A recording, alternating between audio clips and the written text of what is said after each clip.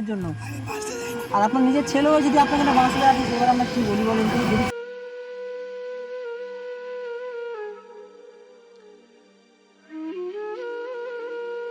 আপনার ছেলে আপনার মেয়ের আবার মারধর করেছে, আপনারও কি মারধর করেছে?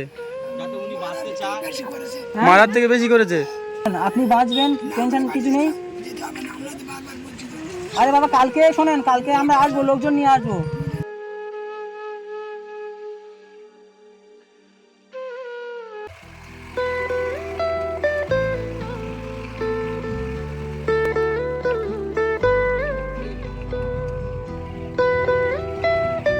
এই এখানে তো বসে আছে।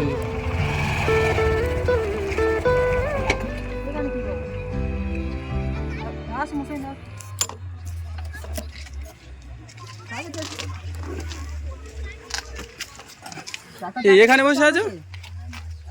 হ্যাঁ, সারাদিন একবার খেতে বলেছে। এই লাভো, গাড়িতে সাইড করো, সাইড করো। হ্যাঁ, ভালো নেই, ভিডিও করছে তারা। এখানে কি হচ্ছে? শরীর তো অসুস্থ ছিল, বাইরে চলে এসছো। চাকেতে এসছেন, বাড়িতে চলুন কথা বলি। আমি তো আপনার বাড়িতে যাচ্ছিলাম আপনাদের। কেন?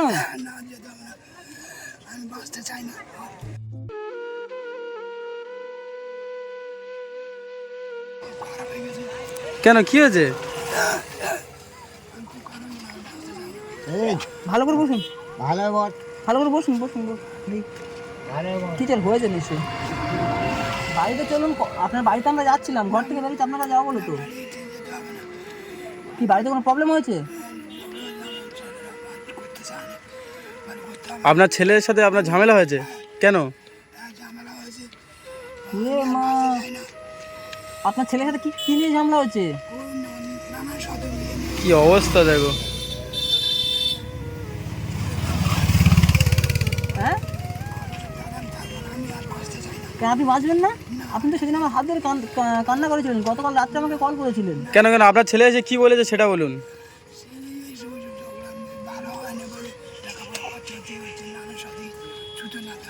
আচ্ছা, এই আমাদের ভিডিও দেখে এসে আপনার সাথে আবার নেক্সট টাইম ঝামেলা করছে।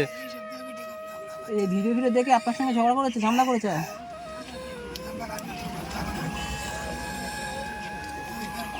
আমরা আপনাকে বাঁচানোর জন্য এত চেষ্টা করছি, আপনি মানে শেষ পর্যন্ত আমাদের আশা ছেড়ে দিয়েছেন। আপনাকে ডাক্তার চা খেতে বলেছে?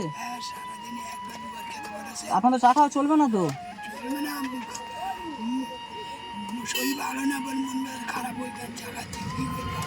আমি কি বলি শোনেন, শোনেন কি বলি দাদু। বাড়ি থেকে বের হয়েছি আপনার বাড়িতে যাব বলে। চলেন বাড়িতে চলেন আপনার।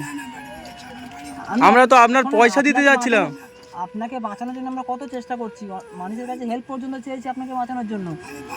আর আপনার নিজের ছেলেও যদি আপনাকে না বাঁচতে আসে, এবার আমরা কী বলি বলেন তো? যদি সন্তান কোনোদিন এরকম হয় যে নিজে দেখছে না বাবা ঠিক আছে, বাইরের মানুষকে এসে হেল্প করছে, তাই না দাদা? বাইরের মানুষকে এসে হেল্প করছে তো করুন না, ভালো হবে। হ্যাঁ, ভালো হবে অবস্থা।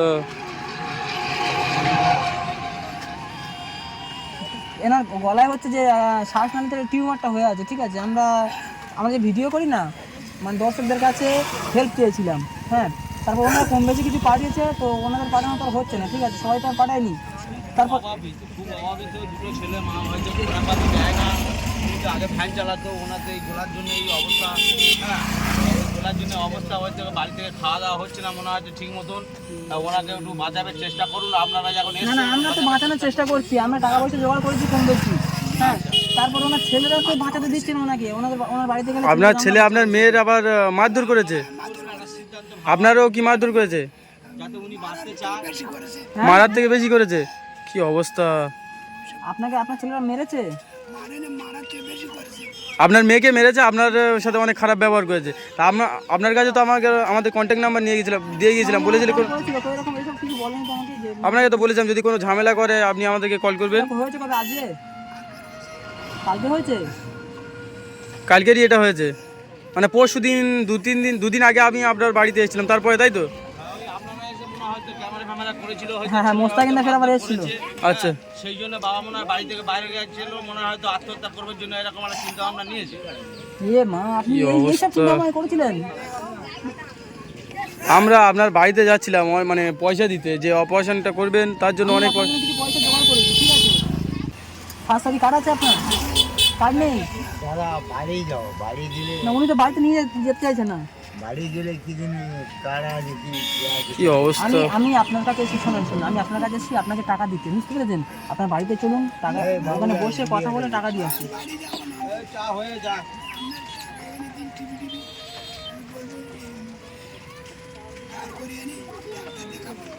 আমরা এখানে আপনাকে মানে লুকিয়ে লুকিয়ে টাকা দেবো, টিভি। আচ্ছা, আমরা যে এই যে ভিডিও করছি, ভিডিওটা আপলোড করলে তো আপনার ছেলে তো আবার দেখবে, তখন তো আবার মানে পরে বড় সমস্যা হবে যে বাড়িতে আমি ঝামেলা করেছি বলে বাইরে গিয়ে ভিডিও করছে। হয়তো আপনাদের এটাও হতে পারে, আপনাদের সাথে ঝামেলা করে পয়সা করে নিয়ে নিতেও পারে। এনাকে ধীরে ধীরে মৃত্যু মুখে ঠেলে দিচ্ছে, নিজেও দেখছো না, কাউকে দেখতেও দিচ্ছে না। উনি নিজে বাড়ি থেকে বেরিয়ে যাবে বলছে। এই দেখেন, আমি আপনাকে ওখানে দিতে পারছি, হুম। আপনার চা খেতে ডাক্তার তো নিষেধ করেছে সম্ভবত, আপনি কেন চা খাচ্ছেন? কি অবস্থা। বৃষ্টি হচ্ছিল, বুঝতে পারলেন? এরকম। আমরা আমি আপনাকে পয়সা টাকা দেবো দেবো বলে বলে টাকা নিয়েছি, চলেন আপনার বাড়িতে। কত কষ্টে আপনার জন্য আমরা পয়সা মানে অ্যারেঞ্জ করেছি জানেন। আপনার জন্য চলেন। বাড়ি থেকে সকালবেলা আমার মারধর করেছে মনে হয়, ওই জন্য চলে এসছে।